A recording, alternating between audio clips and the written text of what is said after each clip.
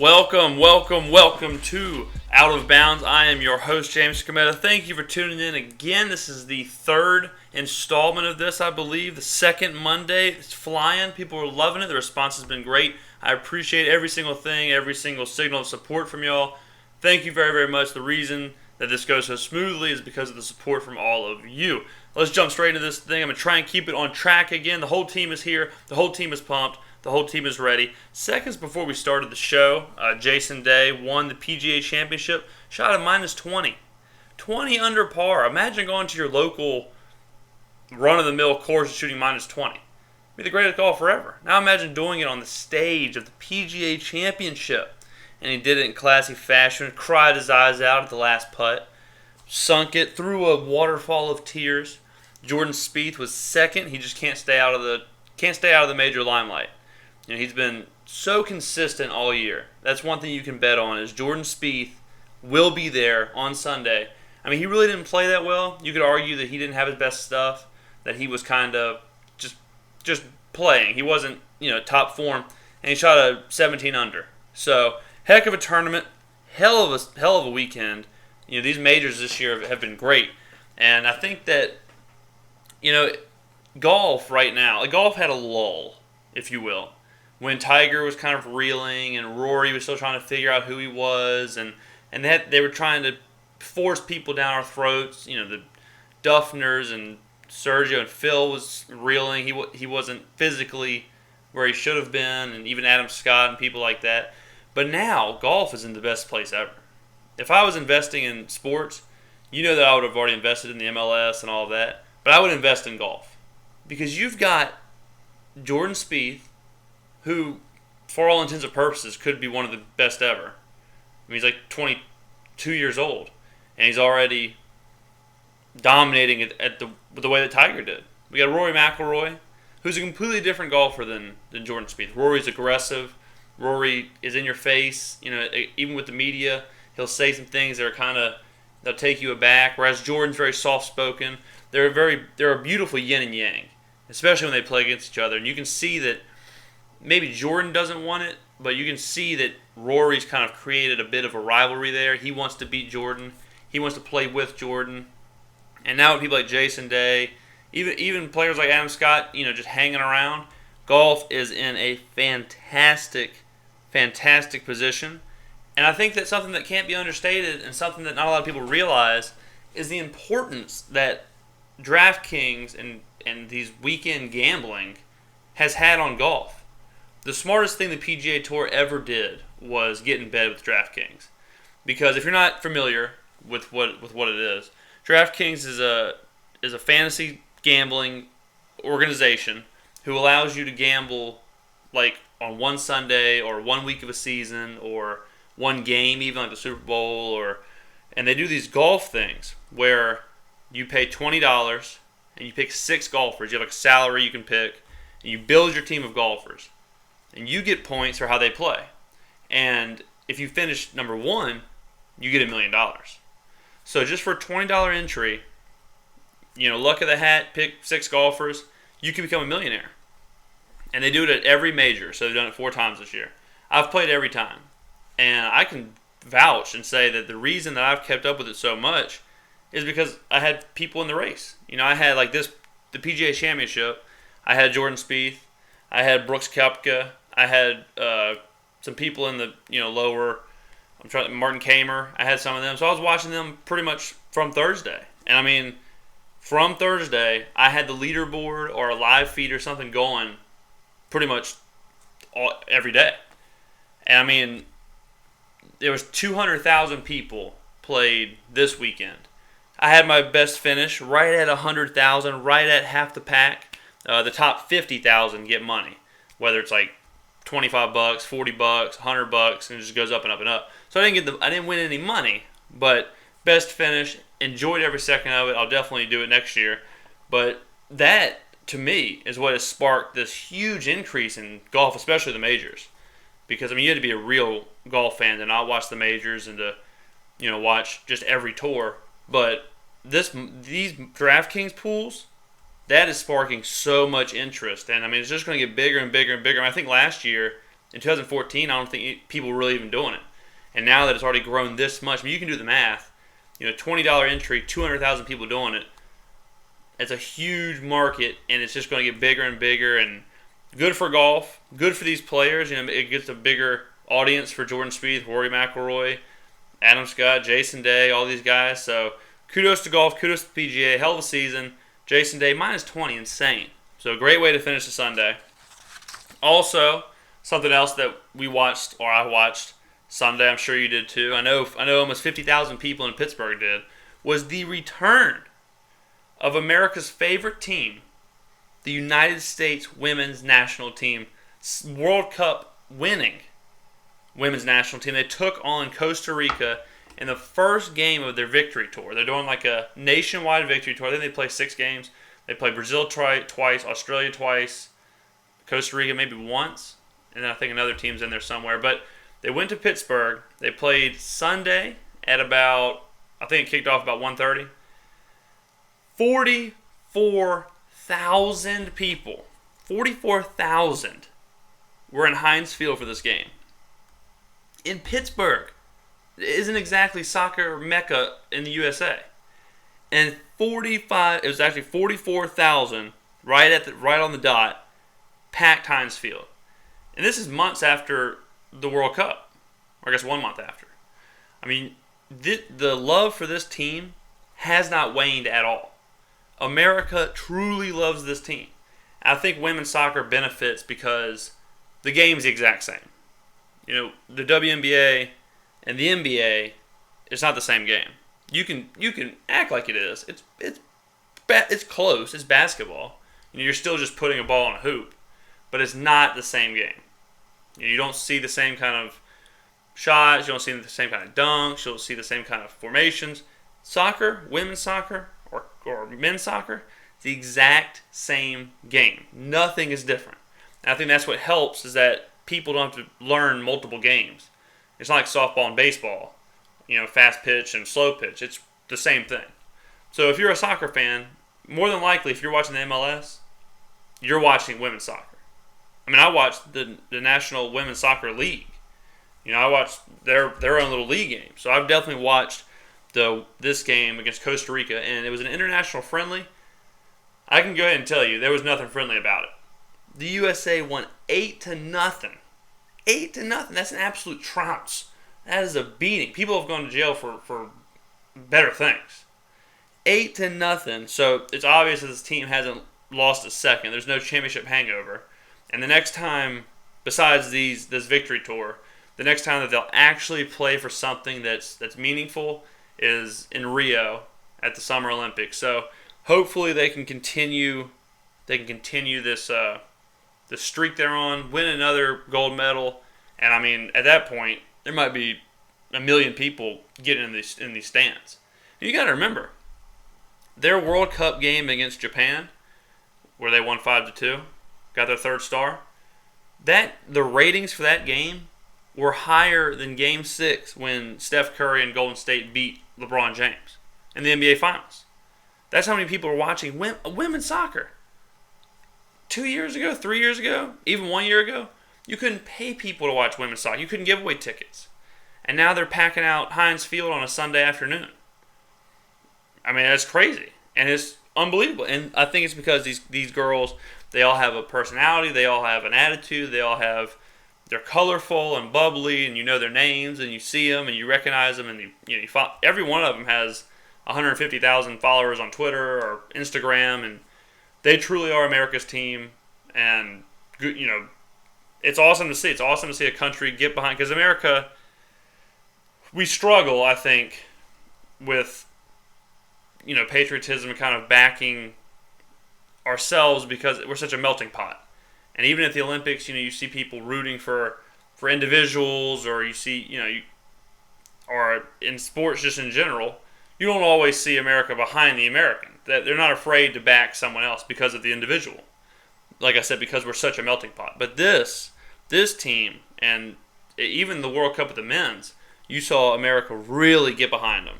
And it's only made soccer bigger, and it's only made this team bigger. Now we get to watch them for a whole nother year leading up to the Olympics, which can't get here fast enough. And then at the Olympics, We can watch them hopefully win another gold medal. I preach soccer on the show. I've been preaching it. And it's certainly picking up steam. It's obvious, which leads me to the world famous MLS Minute. Let me get the scarf. If you've got a scarf at home, put it on. Play the music. If you don't know about the music, crank up the volume a little bit. I've got you covered. Let me get my scarf. Here it is, right here on the trusty chair in the studio, in the lavish studio. All right, scarf's on. It's already hot in here. Let me get a swig of the Java. Producer, please play the music. Let's get it. MLS Minute. Here we go. Thursday saw New York City FC pick up a much-needed win against DC United. 30,000 people were in Yankee Stadium for this thing. No big deal. Just 30,000 people in a Thursday night game at Yankee Stadium.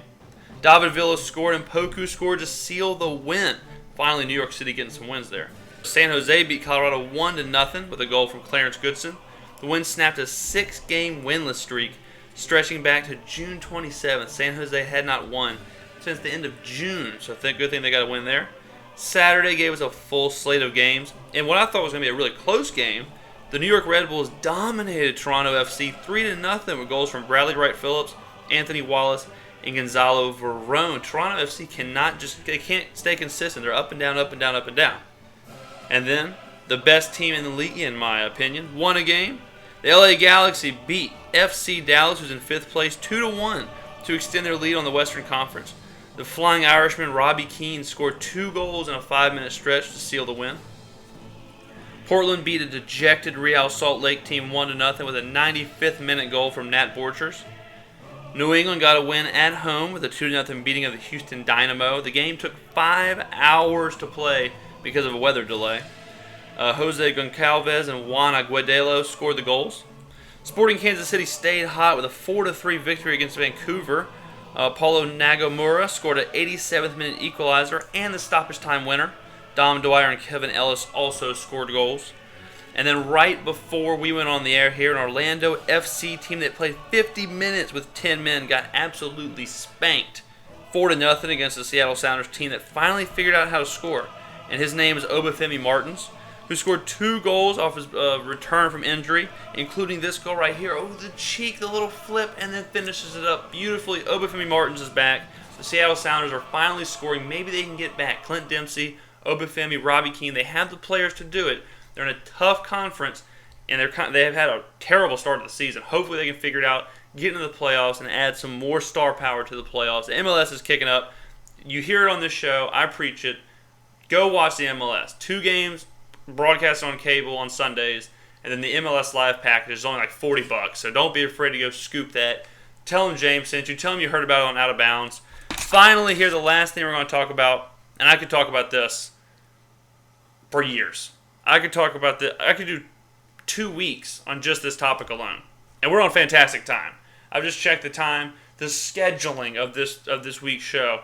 We're just getting better and better, better and better. But don't forget, the show is all about you, so if you have a way that you can make the show better, if you think, I've got a great idea, let me send it in. Don't worry about emailing my producers or anything. Just go ahead, drop a comment below of what you think would make the show that much better. I read them all. Usually I respond to all of them. So go drop it below. Also, to connect with the show, you see the Twitter, you see the Instagram down there.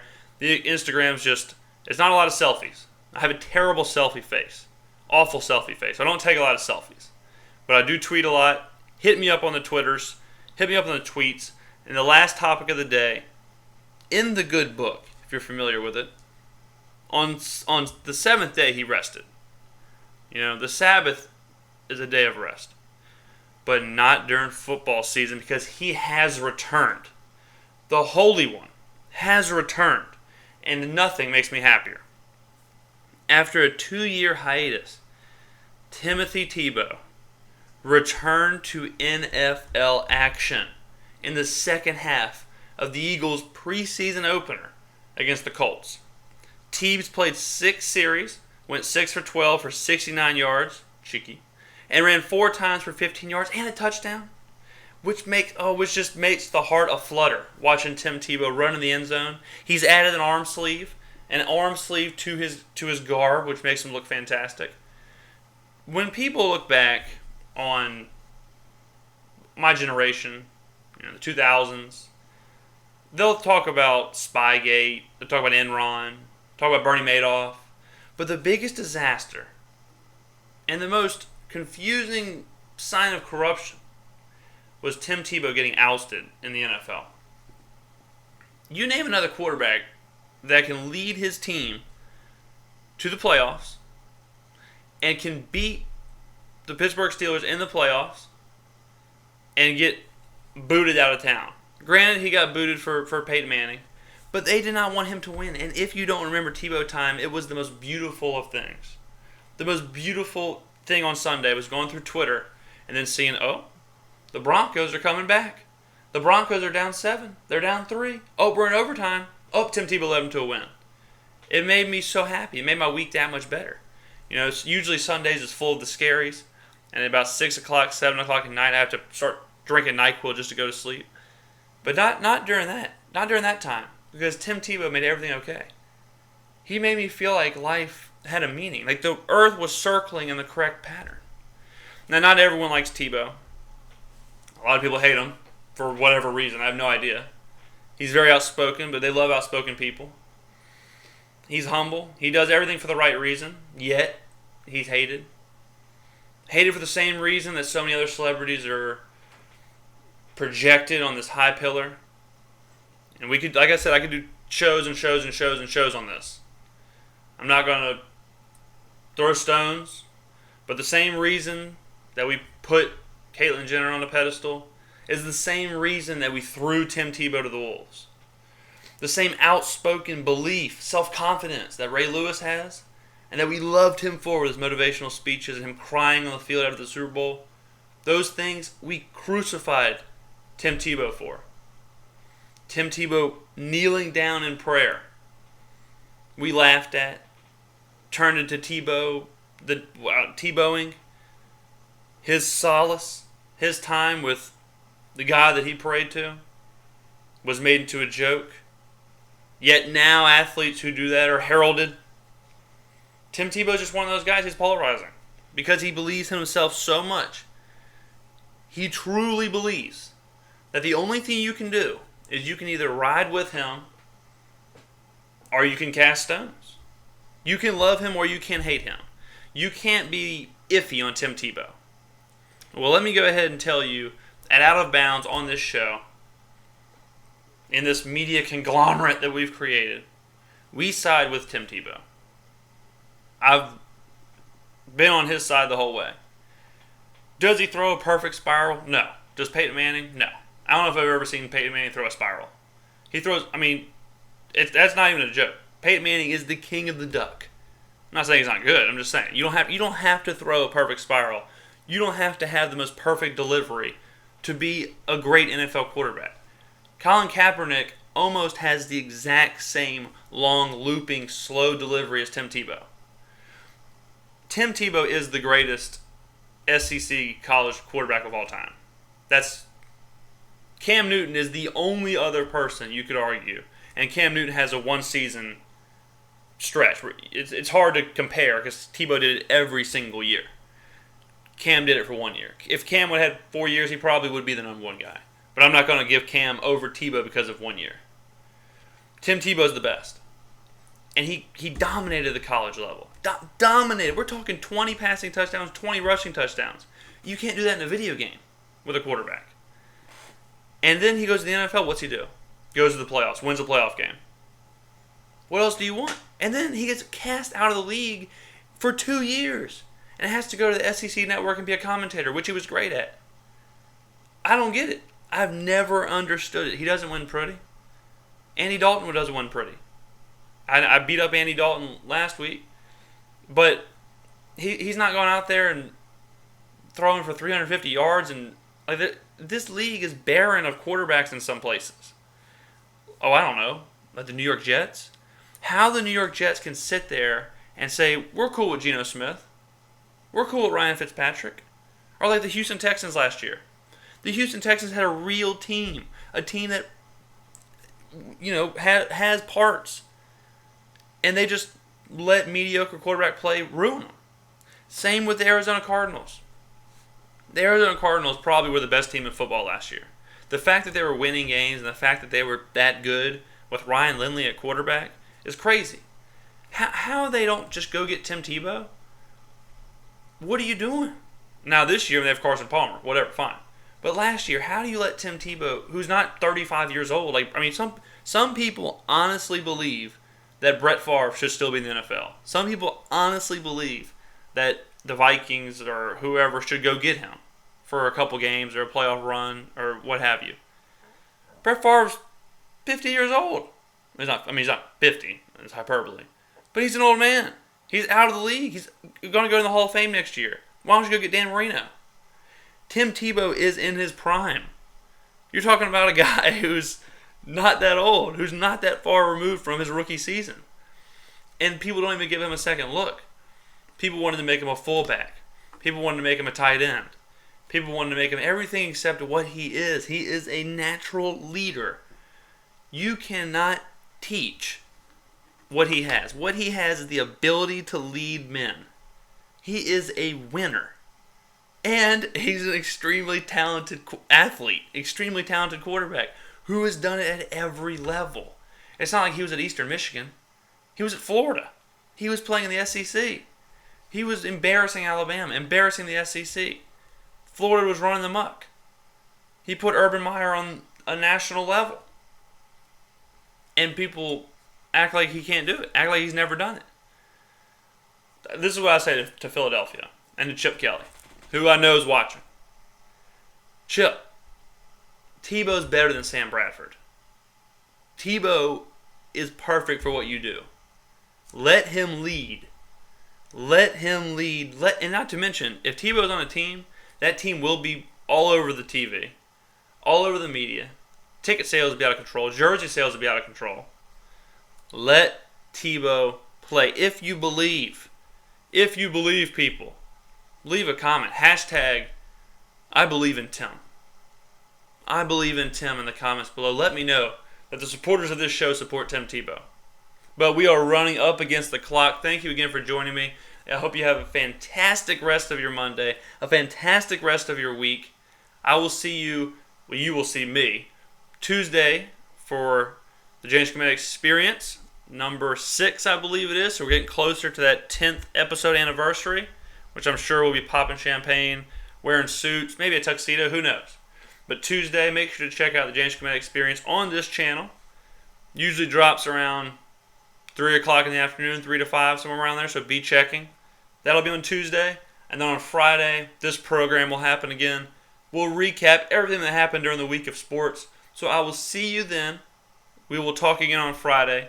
I am James Skrmetta. Thank you for watching. This has been Out of Bounds.